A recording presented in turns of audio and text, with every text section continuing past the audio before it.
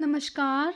आदर्श शिक्षण समिति की ऑनलाइन क्लास में आपका हार्दिक स्वागत।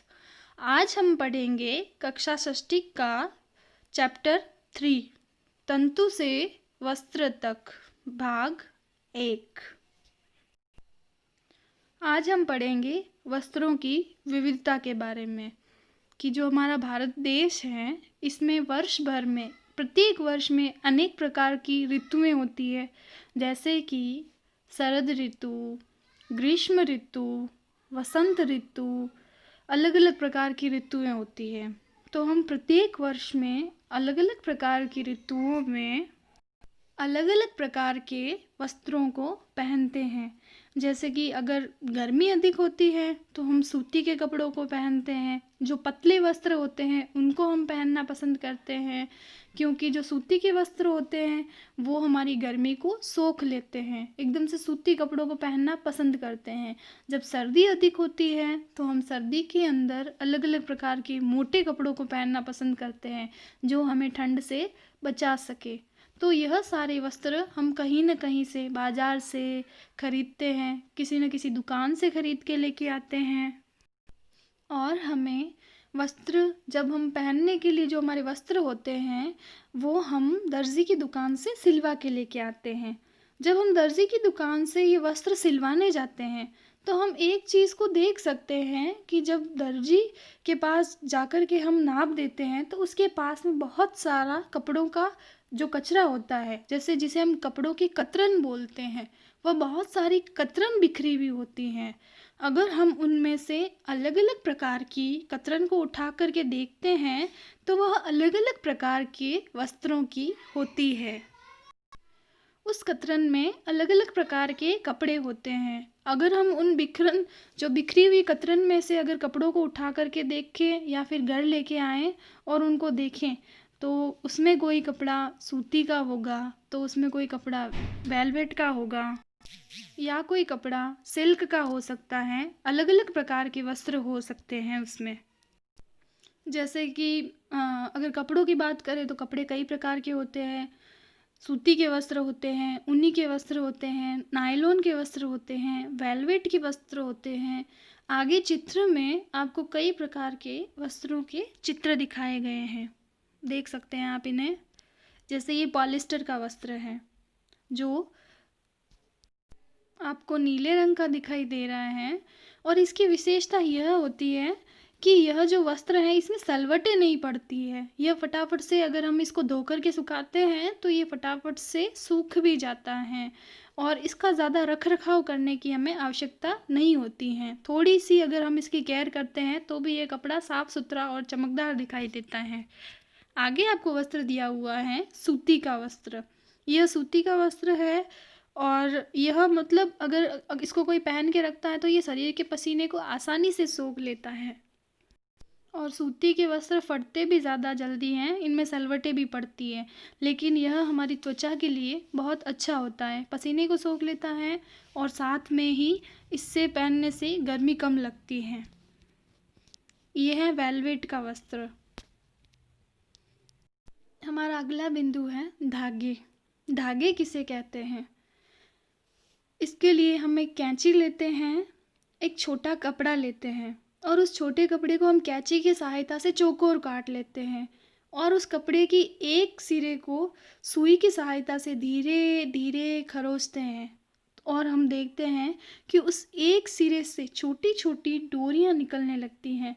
सामान्यतः अगर हम किसी भी प्रकार के अगर कपड़े को ले, अगर उसको कैंची की सहायता से कतरते हैं, उसको काटते हैं, तो हम देखें तो उसके किनारों से छोटे छोटे छोटे छोटे धागे अलग अलग हो जाते हैं, डोरियां अलग अलग हो जाती हैं, तो उन्हीं को हम धागे कहते हैं। ये सामान्यतः सभी कपड़ों में होता है। जब टेलर भी किसी कपड़े की कटिंग कर रहा होता है तो वहाँ पे छोटे छोटे छोटे छोटे बहुत सारे धागे बिखरते हैं, वह उन्हीं कपड़ों के होते हैं जो वह कटिंग कर रहा होता है। तो उन डोरियों को ही हम छोटी डोरियों को ही धागे कहते हैं। उन्हीं डोरियों से मिला करके वस्त्र का निर्माण होता है। जब कोई कपड़ा फट जाता है तो हम क्या करेंगे? तो हम उसको सीलने का प्रयास करेंगे। चाहे तो हम उसे हाथ से सिलते हैं, चाहे तो हम उसे मशीन से सिलते हैं। तो कपड़े को सिलने के लिए सबसे पहले जैसे मान लो हमें सुई चाहिए होती है, धागा चाहिए होता है। तो कभी कभी हम जैसे कि वो जो धागा होता है उसको सुई में पिरोने का प्रयास करते हैं, डालने का प्रयास करते हैं, सुई में जो छेद होता है उसमें डालने का प्रयास करते हैं। तो कभी कभी हमने ये नोट किया होगा कि कई बार जो धागे का यह सिरा है कुछ और पतली लड़ियों में बढ़ जाता है। जिस धागे के सिरे को हम उस सुई के नुक्के में डालने का प्रयास करते हैं वह और छोटी छोटी छोटी छोटी लड़ियों में बढ़ जाता है। ऐसा होने पर धागे को सुई से जो नोका होता है, जो सुई के अंदर जो छेद होता है उसमें से गुजरना कठिन हो जाता है। तभी तो हमें उस सुई में से धागा पिरोने में दिक्कत आती है। धागे की ये दिखाई देने वाली पतली लड़ियाँ भी और अधिक पतली लड़ियों से मिलकर के बनी हुई होती हैं। जो हमने सुई पिरोने के लिए जो धागा लिया था, अगर हम उसको देखें ध्यान से तो वो सुई का वह धागा भी और छोटी छोटी छोटी छोटी लड़ियों से मिलकर के बना हुआ होता है। और उन लड़ियों को हम तंतु कहते हैं। कि धागे भी जो कपड़े जो हैं धागे से मिलकर के बने हुए होते हैं, और धागे और छोटी छोटी छोटी छोटी पतली लड़ियों से मिलकर के बने हुए होते हैं, उन्हें तंतु कहते हैं। तो आइए अब हम यह जानने का प्रयास करेंगे कि यह जो तंतु है यह कहाँ से प्राप्त होते हैं। कई बार सूती, ऊनी और जो रेशम के कपड़ों के जो तंतु हैं, जो धागे हैं, वह जंतुओं से और पादपों से प्राप्त किए जाते हैं। कि जो रेशे हमें जंतु और पादपों से प्राप्त होते हैं उन्हें प्राकृतिक रेशे कहते हैं। जैसे कि रुई तथा पटसन। पटसन मतलब जो सामान्यतः हम जिसे घरों में बोलते हैं बोरी, बोरी के जो धागे होते हैं उनको पटसन कहा जाता है। बोरी सामान्यतः जैसे कि सामान भरने के काम आती हैं। कई बार हम पाँव पोंछने के लिए भी घर में बिछाते हैं। कई बार इससे अच्छी अच्छी चीज़ें भी बनाई जाती हैं। तो रुई तथा पटसन पादपों से, पेड़ों से प्राप्त की जाती हैं, और पादपों से जैसे छोटे पौधों से भी प्राप्त की जाती हैं। और ऊन तथा रेशम, जो रेशम होता है और जो ऊन का कपड़ा होता है वो सामान्यतः जंतुओं से प्राप्त किया जाता है। जैसे कि ऊन हमें भेड़ों से, ऊँट से भी प्राप्त की जाती हैं। जैसे कि खरगोश के जो बाल होते हैं उनसे भी हम ऊन प्राप्त कर सकते हैं, और ऊँट के बालों से भी ऊन प्राप्त कर सकते हैं। और जो रेशम है वह रेशम कीट से प्राप्त होता है। एक रेशम कीट होता है, लटों जैसी संरचनाएं होती हैं, उनसे हमें रेशम प्राप्त होता है। ऊन प्राप्त करने के लिए जो भेड़ों के शरीर पर, जैसे कि चित्र में आपको भेड़ दिख रही हैं, भेड़ों के शरीर पर ऊन ऊन होती हैं, तो उसी ऊन को कटिंग किया जाता है। फिर वही ऊन आगे मार्केट में जाती हैं बिकने के लिए। जैसे कि आप चित्र में देख सकते हैं, ये भेड़ है और इसके शरीर पे बहुत सारे बाल हैं, तो उनकी कटाई से फिर ऊन प्राप्त की जाती है। जैसे कि भेड़ की भी ऊन हो सकती है, ऊँट की भी हो सकती है, खरगोश की भी हो सकती है। अलग अलग प्रकार के जानवरों के जो बाल हैं वह ऊन के रूप में प्राप्त किए जाते हैं। अभी हमने बात की थी जंतुओं से प्राप्त होने वाली ऊन की। अब हमने एक और प्रकार के बात करनी है, जैसे कि रेशम कीट। जो रेशम कीट है वो रेशम का निर्माण करते हैं। यहाँ जो आपको जीव दिखाई दे रहे, सफ़ेद लट्टे दिखाई दे रही है, यही रेशम का निर्माण करते हैं। यह कीट क्या करते हैं, अपने मुख से एक लार निकालते हैं, और वह लार जब हवा के संपर्क में आती है तो हवा के संपर्क में आने की वजह से वह लार सूख जाती हैं और धीरे धीरे धागे में बदल जाती है। और फिर इन कीटों को जब वह लार धागे में बदल जाती हैं तो इनको पत्ते से हटा दिया जाता है, और फिर उनसे रेशम कीट का, मतलब जैसे रेशम कीट से धागे का निर्माण किया जाता है। आगे चित्र में देखिए, जैसे कि दिया हुआ है, यही जैसे कि रेशम कीट है जो अपने मुख से लार को स्रावित करता है और ऐसे धागे के समान संरचनाएं बनाता है, और फिर यह कीट खुद इसके अंदर पैक हो जाता है, और इसी से फिर यहाँ से इसको लेकर के पानी के अंदर डाल करके बॉईल करके फिर यह जीव इसके अंदर ही मर जाता है। फिर रेशम के कपड़े का इन्हीं तंतु, जो ये छोटे छोटे आपको रेशे दिखाई दे रहे हैं, इन्हीं से रेशम के जो धागे हैं उसका निर्माण किया जाता है। यह तो थे जंतुओं से प्राप्त होने वाले उत्पाद, जैसे कि रुई के बारे में पढ़ा अभी हमने। और जैसे कि जंतुओं से प्राप्त होने वाले उत्पाद थे, ऊन था और एक था रेशम। अब हम पढ़ेंगे इसके बारे में, जो पेड़ों से प्राप्त होता है या फिर पौधों से प्राप्त होता है। तो पेड़ों से प्राप्त होने वाले तंतुओं में हैं पटसन तथा रुई। जो पटसन है वो इन पौधों से प्राप्त होते हैं। जो ये पेड़ों के समान आपको संरचना दिखाई दे रही है, इनसे हमें पटसन प्राप्त होते हैं। जो बोरी के जो धागे होते हैं वह इनसे बनाए जाते हैं। इनको बनाने के लिए सबसे पहले इनको बोया जाता है, इनकी खेती की जाती है। इनको एकदम जैसे तेज़ बारिश होती है, जैसे चावल कैसे बोए जाते हैं, चावल को बोने के लिए अधिक मात्रा में पानी की ज़रूरत होती है।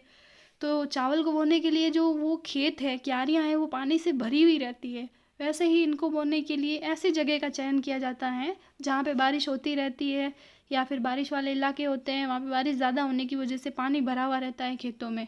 तो सबसे पहले इनको बोया जाता है, और जब ये उग जाते हैं अच्छी तरीके से तो फिर इनको काटा जाता है। नीचे सबसे नीचे जड़ के जगह पे जो स्थान है, तने का सबसे निचला हिस्सा, उस जगह से इसको काटा जाता है, और काट करके इसके गट्ठर बनाए जाते हैं। जैसे कि आपको ये हरे रंग के ये सब पादप दिखाई दे रहे हैं, इनको काटा जाता है। काट करके इनका गट्ठर बनाते हैं, और गट्ठर बनाने के बाद में इनको पानी के अंदर ही रखा जाता है। पानी साइड किनारे पर ला करके इनको रख देते हैं, और इसके ऊपर मिट्टी डाल देते हैं। जिससे क्या होता है कि जो इस पादप के बाहर वाला हिस्सा है वह गल जाता है, और जो रेशे हैं वो रेशे प्राप्त होते हैं हमें पटसन की रेशे। संश्लेषित रेशे हजारों वर्ष तक वस्त्र निर्माण के लिए केवल प्राकृतिक तंतुओं का ही उपयोग होता था। कि पहले जो है जनसंख्या कम थी, और उसके लिए जो हाथ से जो वस्त्र बनाए जाते थे और जो पेड़ पौधों से प्राप्त किए जाते थे, जैसे कि पेड़ों से अभी हमने सीखा कि पेड़ों से जैसे कि हमें रुई प्राप्त होती थी, जैसे कि रेशम कीट से जैसे रेशम प्राप्त हो रहा है, जैसे पटसन के पादपों से जैसे पटसन प्राप्त हो रही है। तो वैसे ही जो जंतुओं और पादपों से जो धागे बनाए जाते थे उनके तंतुओं से, तो वो केवल मतलब कम जनसंख्या के लिए उपयुक्त था। लेकिन जैसे जैसे जनसंख्या वृद्धि होती गई वैसे वैसे फिर कपड़ों की जो मांग है वो भी बढ़ती गई। तो उसी मांग को पूरा करने के लिए धीरे धीरे संश्लेषित रेशे बनाए जाने लगे। पिछले लगभग 100 वर्षों में से ऐसे रासायनिक पदार्थ जिनका स्रोत पादप अथवा जंतु नहीं है, कि ऐसे रेशे जो पादप अथवा जंतुओं से नहीं प्राप्त किए जाते, ये तंतुओं का निर्माण किया जा रहा है। कि जिन रासायनिक पदार्थों के द्वारा तंतुओं का निर्माण किया जा रहा है, इन्हें संश्लेषित तंतु कहते हैं। इनका उदाहरण है जैसे कि पॉलीएस्टर, नायलॉन, एक्रिलिक। संश्लेषित तंतुओं के कुछ उदाहरण हैं ये सारे संश्लेषित। जैसे पॉलीएस्टर, सामान्यतः हम ज़्यादातर जो कपड़े हैं वो पॉलीएस्टर के पहनते हैं, जिनमें मैंने अभी एक आगे आपको चित्र बताया था कि जिसमें सलवटें नहीं पड़ती हैं, धोने पे जल्दी साफ़ हो जाता है। जो मैंने एक हरे रंग का चित्र बताया था, जैसे कि आप देख सकते हैं,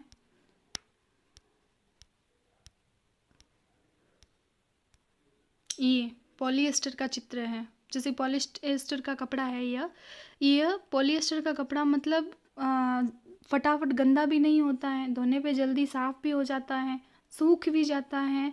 यह इसके लाभ हैं। लेकिन लाभ के साथ साथ कई हानियाँ भी हैं इस कपड़े की, कि यह पसीना नहीं सोखता है, और अगर मान लो कि कोई व्यक्ति अगर किसी हादसे के कारण अगर जल भी जाता है तो यह सारा कपड़ा उसके बदन के चिपक जाता है। रुई सामान्यतः हम कहाँ पे प्रयोग में लेते हैं? क्या आपने कभी तेल के लैंप के लिए बत्तियाँ बनाई हैं?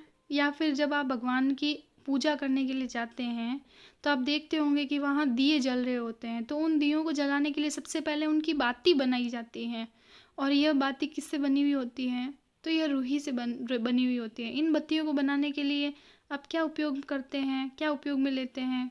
तो इस रुई का उपयोग हम गद्दों के लिए, रज़ाइयों के लिए अथवा तकियों के लिए भी करते हैं। सामान्यतः हमारे घरों में बिछाने के लिए जो बिस्तर काम में लिए जाते हैं वह ज़्यादातर रुई के बने हुए होते हैं। लेकिन आजकल अलग अलग प्रकार की चीज़ों से बने हुए होते हैं, लेकिन सामान्यतः यह रुई से बने हुए होते हैं। और जो बत्तियां हैं वह भी रुई से बनी हुई होती हैं। रुई कहाँ से आती हैं? तो रुई इसको खेतों में उगाया जाता है। साधारणतया कपास के पौधे वहाँ उगाए जाते हैं जहाँ की मृदा काली तथा जलवायु उष्ण होती हैं। क्या आप ऐसे कुछ राज्यों के नाम बता सकते हैं जहाँ हमारे देश में कपास की कृषि की जाती है? कपास पादप के फल लगभग नींबू के माप के होते हैं। आपने नींबू देखे हैं नॉर्मली, जैसे हम शिकंजी बनाने के लिए नींबू का प्रयोग करते हैं, तो ये जो कपास के जो फल हैं वो नींबू के साइज़ के आकार के होते हैं। जब ये फल पूरी तरीके से पक जाते हैं, पूर्ण परिपक्व होने पर बीज टूटकर खुल जाते हैं तथा अब कपास तंतुओं से ढके जो कपास के बीज हैं उनको हम देख सकते हैं। क्या आपने ऐसा कपास का खेत देखा है जो कपास चुने जाने के लिए तैयार हो चुका है? चित्र में आप देख सकते हैं कि यह कपास का एक खेत दिखाया हुआ है। इस कपास के खेत में बहुत सारे पौधे लगे हुए हैं और इन्हीं पौधों के ऊपर कपास उगता है। जैसे कि जो नींबू का पेड़ या जो पौधा होता है उस पे बहुत सारे कपास के जो वो बीज हैं, नींबू के आकार के फल हैं, वो लगे हुए रहते हैं और पकने के बाद ये फूट जाते हैं और फूटने के बाद नज़ारा कुछ इस तरह का होता है जैसे आप चित्र में देख सकते हैं। फिर इनको हाथ की सहायता से, जैसे कि बहुत सारे एक भूभाग में कपास बोया गया है, तो जब ये पक जाता है पूर्ण परिपक्व होने के बाद में इस रुई को हाथ से बीना जाता है और फिर इसको फैक्ट्रियों में आगे ले जाया जाता है। ये आप देख सकते हैं जब कपास का गोलक वो जो बीज हैं वो परिपक्व होने के बाद में फूटता है तो इस तरह का लगता है। फिर इस रुई को हाथ से बीना जाता है। अभी जो हमने अध्ययन किया उसके आधार पर ही कुछ यहाँ पे प्रश्न दिए हुए हैं, उन्हीं प्रश्नों का उत्तर आपको देना है। सबसे पहला प्रश्न है, तंतु किसे कहते हैं? प्रश्न नंबर 2, प्राकृतिक रेशे किसे कहते हैं?